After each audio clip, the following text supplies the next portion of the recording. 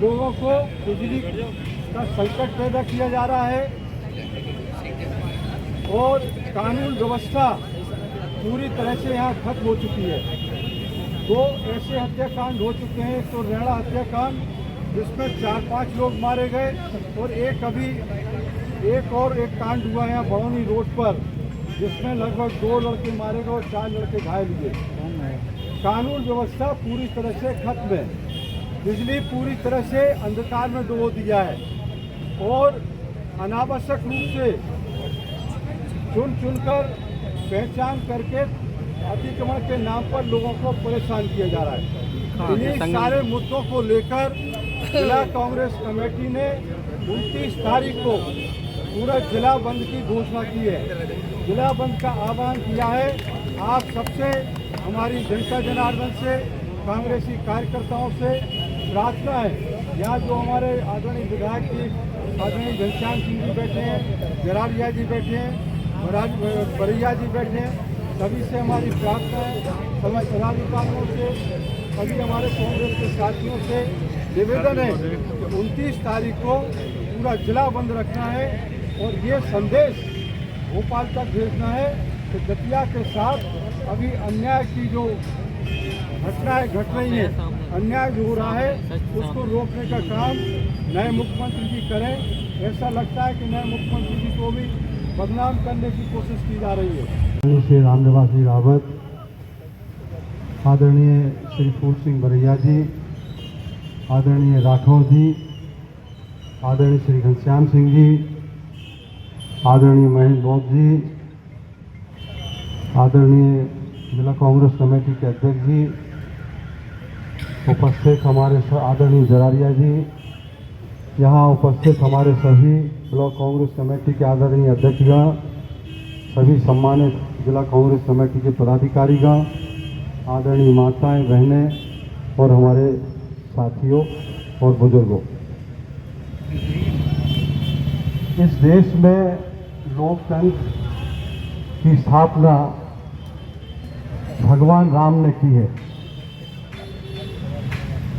और राजतंत्र में लोकतंत्र का सबसे बड़ा उदाहरण जब भगवान राम अयोध्या जीत के आए और उनका अभिषेक हुआ अयोध्या में और वो राजा बने, तो एक बहुत कमज़ोर व्यक्ति ने, रजक समाज के, धोबी समाज के व्यक्ति ने उनकी पत्नी सीता माता के ऊपर उंगली उठाई और उस एक कमज़ोर व्यक्ति की बात को मान के उन्होंने माता सीता जी का परित्याग किया और वनवास भेज दिया। ये लोकतंत्र का सबसे बड़ा उदाहरण है कि एक कमज़ोर व्यक्ति की बात मानना, और वो भी राजपाट के ऊपर उंगली नहीं उठाई थी, उनकी पत्नी के कैरेक्टर पर उंगली उठाई थी और उसको, उस बात को स्वीकार किया भगवान राम ने और माता सीता को वनवास भेजा। इससे बड़ा लोकतंत्र का कोई उदाहरण दुनिया में आपको मिलेगा नहीं, और वो भी राजतंत्र में। भगवान राम तो राजा थे, कोई जनता ने उनको थोड़ी निर्वाचित किया था। लेकिन दुर्भाग्य है कि जो लोग भगवान राम के नाम पर राजनीति करते हैं, वो पार्टी और उस पार्टी के नेता भगवान राम की बात नहीं मानते, उनके पद चिन्हों पर चलने की बात नहीं करते हैं, लोकतंत्र को कुचलने की बात करते हैं, लोकतंत्र में जनता की आवाज को दबाने की बात करते हैं। और जब हमारे कांग्रेस के नेता लोकतंत्र को मजबूत करने के लिए सड़कों पर निकलते हैं, यात्राएं करते हैं, पदयात्राएं करते हैं, तो उन पदयात्राओं को दबाने के लिए, जनता के बीच में कोई मैसेज न जाए, इस बात को रोकने के लिए माननीय राहुल गांधी के ऊपर भारतीय जनता पार्टी के तथाकथित गुंडों से आक्रमण करवाते हैं। राहुल गांधी जी का बहुत पुराना इस देश से लोकतांत्रिक संबंध है। इस देश की आज़ादी में राहुल गांधी जी के परनाना मोतीलाल नेहरू, कभी आप इलाहाबाद जाएं, इलाहाबाद में आप देखिए स्वराज भवन और आनंद भवन दोनों भवनों को देख के आप आइए। जो यहाँ के जो घनश्याम सिंह जी का, आदरणीय घनश्याम सिंह जी का किला है, लगभग इतने ही एरिया में, इससे ज़्यादा एरिया में लोग वो आनंद भवन और स्वराज भवन है, जहाँ पर मोतीलाल नेहरू जी महात्मा गांधी के नेतृत्व में जो स्वतंत्रता संग्राम सेनानी थे, जो अंग्रेजों से लड़ रहे थे, उनकी मीटिंगें हुआ करती थी और रणनीति बना करती थी आनंद भवन और स्वराज भवन में। वो आनंद भवन जो मोतीलाल नेहरू ने देश के लिए दान कर दिया, और उसके बाद पंडित जवाहरलाल एक आप सोचिए कि उस समय एक ही ऐसा खानदान था, नेहरू खानदान, जो पूरा देश की आजादी के लिए लड़ रहा था और जेल गया था। पंडित जवाहरलाल नेहरू जेल गए, उनकी बहन पंडित विजय लक्ष्मी वो जेल गई, इंदिरा गांधी जी ने बानर सेना बनाई, और बानर सेना का काम था कि जो हमारे क्रांतिकारी थे उनके पास सूचनाएं भेजने का काम इंदिरा गांधी किया करती थी। तो आप सोचिए कि जिस खानदान ने इस देश की आजादी के लिए अपना सब कुछ निछावर कर दिया हो, और देश की आजादी के बाद जिस पार्टी के, जिस खानदान के दो नेताओं की इस देश की अखंडता और एकता के लिए अपनी कुर्बानी दे दी हो, श्रीमती इंदिरा गांधी ने और राजीव गांधी ने अपने देश की कुर्बानी दी। और ये पांचवी पीढ़ी कि राहुल गांधी है, जो इस देश की आजादी के लिए अब लोकतंत्र में भी जो प्रजातंत्र को मानने का काम किया जा रहा है, लोकतंत्र को कुचलने का काम किया जा रहा है, लोकतंत्र में जनता की आवाज को उठाने के लिए राहुल गांधी आज सड़कों पर निकल गए और नफरत मिटाने के लिए निकले। भाई ये पिछले 10 साल से अटल जी का आप जमाना छोड़ दीजिए, जब अटल जी प्रधानमंत्री थे वो जमाना आप छोड़ दीजिए, वो उस खंडकाल को आप छोड़ दीजिए, लेकिन जब से मोदी जी प्रधानमंत्री बने हैं तब से इस देश में लोकतंत्र खतरे में है। एक आम आदमी की आवाज सुनाई नहीं देती, आम आदमी अपनी आवाज जनता के हित के लिए उठा नहीं सकता, और वही काम आदरणीय राहुल गांधी कर रहे हैं।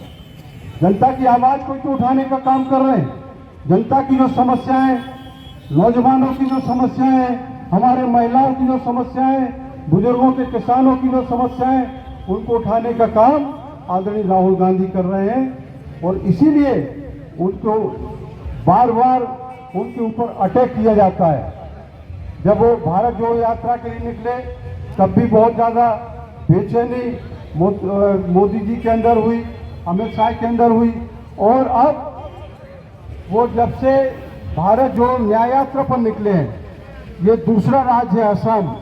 जहां पर उनके ऊपर आक्रमण हुआ। और ये जो वहां का मुख्यमंत्री है, ये तो अपनी नंबर बढ़ाने के लिए, मोदी जी और अमित शाह के यहाँ नंबर बढ़ाने के लिए राहुल जी पर आक्रमण करवा रहा है, मंदिर में घुसने नहीं देता है, अब भगवान को भी कैद कर दिया है। और ये अब इस देश में ये भी तय होगा कि कौन भगवान के दर्शन करने जा सकता है और कौन नहीं जा सकता है। अब ये भी तय मोदी जी करेंगे, उनकी सरकार तय करेगी। तो इसलिए हम सबको ये सारे मुद्दों को, बातों को समझने की आवश्यकता है। और हम सब लोग आगामी जो लोकसभा का चुनाव है, जो चुनाव आने वाला है, उस चुनाव में जिस तरह से आपने दतिया में करवट बदली है, जिस तरह से आपने तानाशाह को हराया है, और ये मैंने इस मंच से कहा था कि ये चुनाव राजेंद्र भारती ने नहीं लड़ा, ये चुनाव हमारे अध्यक्ष जी ने नहीं लड़ा, ये चुनाव हमारे कांग्रेस के कार्यकर्ताओं ने और जनता ने लड़ा था। और जो चुनाव जनता लड़ती है उस चुनाव में कोई अपनी हार से बच नहीं सकता। और आप ये तय मान लीजिए कि अब ये कांग्रेस पार्टी चुनाव नहीं लड़ेगी लोकसभा का चुनाव भी जनता ही लड़ेगी। और जनता ये तय करेगी कि मोदी जी इस काबिल नहीं रह गए तो उनको फिर से प्रधानमंत्री इस देश का बनाया जाए। इसलिए हम सब लोग कांग्रेस के कार्यकर्ता और जनता से निवेदन करते हैं कि लोकसभा चुनाव में हम फिर से कांग्रेस को यहाँ जिताएं, दतिया भीड़ से जिताएं। और एक निवेदन के साथ अपनी बात को खत्म करेंगे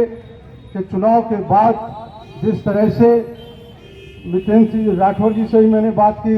रावत जी से भी बात की, लाइट की हालत लगभग, बिजली की हालत सभी जगह खराब है, बहुत बुरे हालात कर दिए हैं। और मैं तो ये मानता हूं कि बीजेपी अब ये मान के सोच के बैठी हुई है, बताती है तो